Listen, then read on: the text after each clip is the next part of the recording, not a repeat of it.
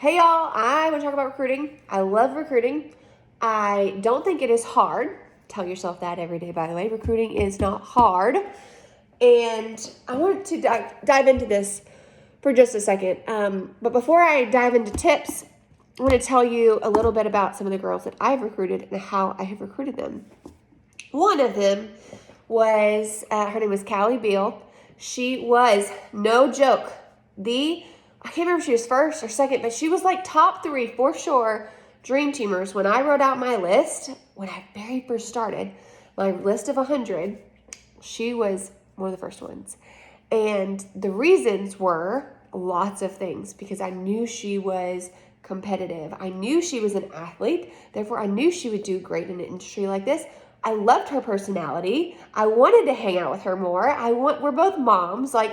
I just wanted to be around her more. I knew she would make my space better having her in it. And so, first off, that's one thing. If you're making a dream teamer list, make sure you have a list of things you want in those people. And she was one of them.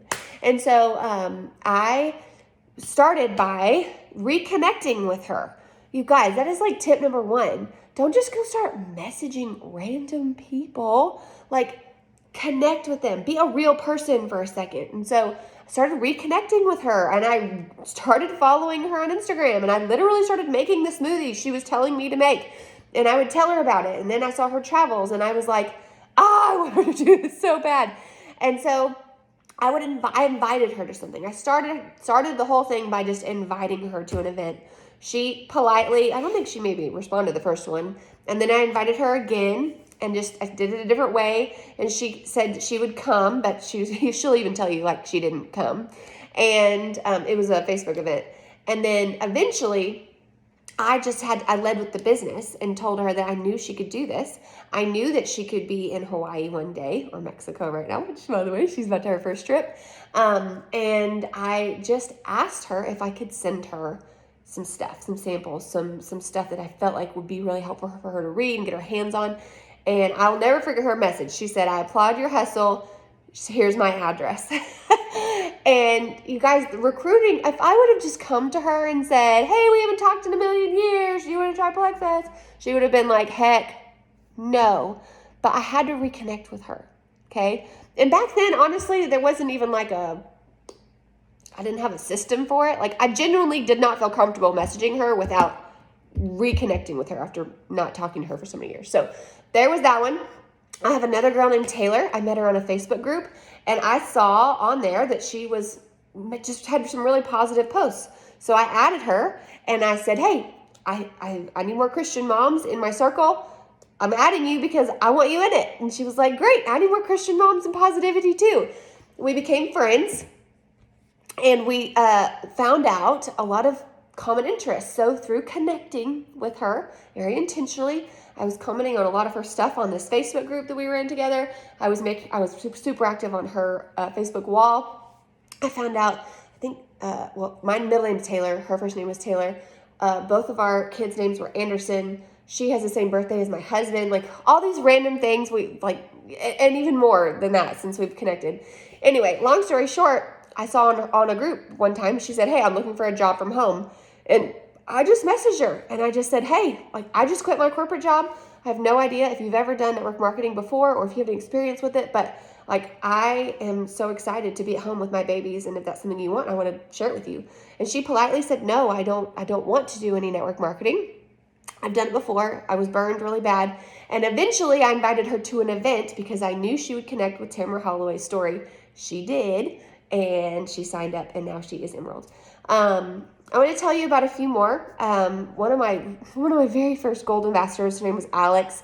She was liking a lot of my posts, but I was so scared to message her. So scared. Because I knew she was a coach. I knew she was busy. I knew she had young kids. And I was like, she's not going to want what I have. She's not going to need this business. She's not going to want it. I didn't know her that well.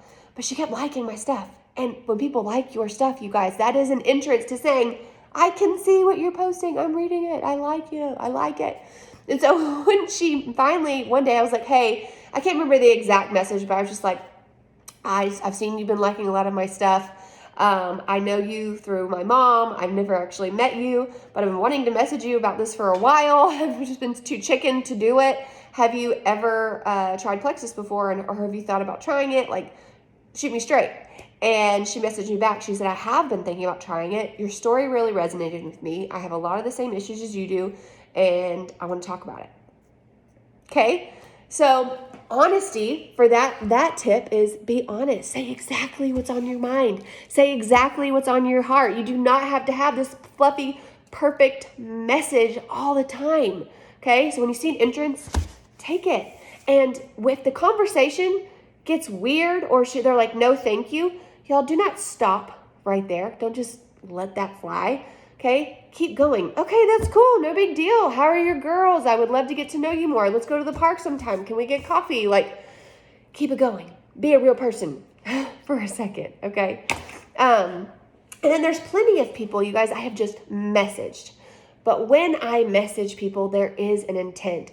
I personally really love to message for the business. For example, one of my friends, Tara, she makes cookies. And one day I just said, hey, you don't even have to respond to this, but I could really see you delivering those cookies in a fancy Plexus Lexus. And she said, dude, I've been thinking about it for a while. We need to talk. So like when you see that just do it. When that inspiration strikes, send it. Okay? It doesn't have to be weird. I have another friend, her name is Kelly. She's not doing Plexus yet. She may never, but she is on my she's going to do this one day with me list. And the other day I sent her a message and I was like, hey, I know you're not into Plexus right now. I get that. I know you've told me that.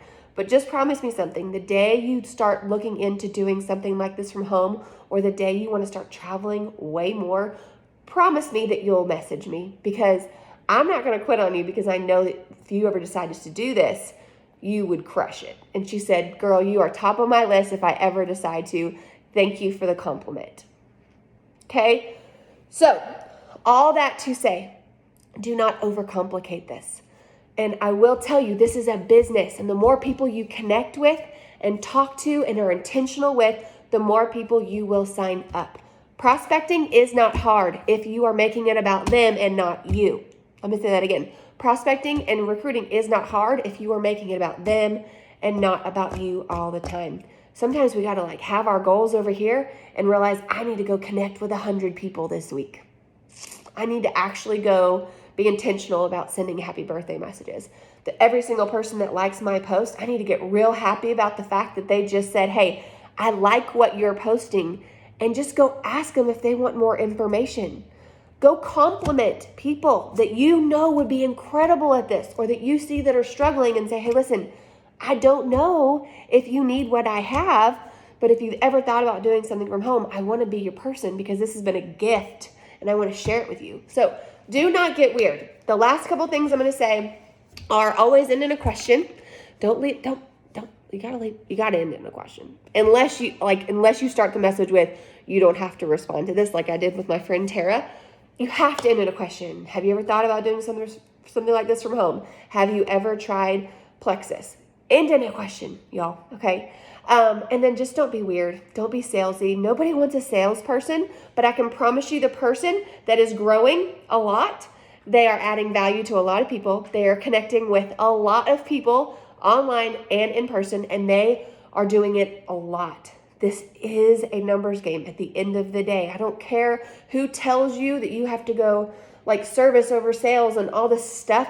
That's great, but you still have to get the numbers in your favor. This is still a business. And at the end of the day, if you want to reach the dreams and goals that you have for your family, get your butt to Mexico, earn the trips, earn the prizes, help more people, gain more stories, and gain more financial stability, you have to get the numbers in your favor. Treat it like a business. Go be a real person. Go be a real friend. And go actually connect with people and ask the questions.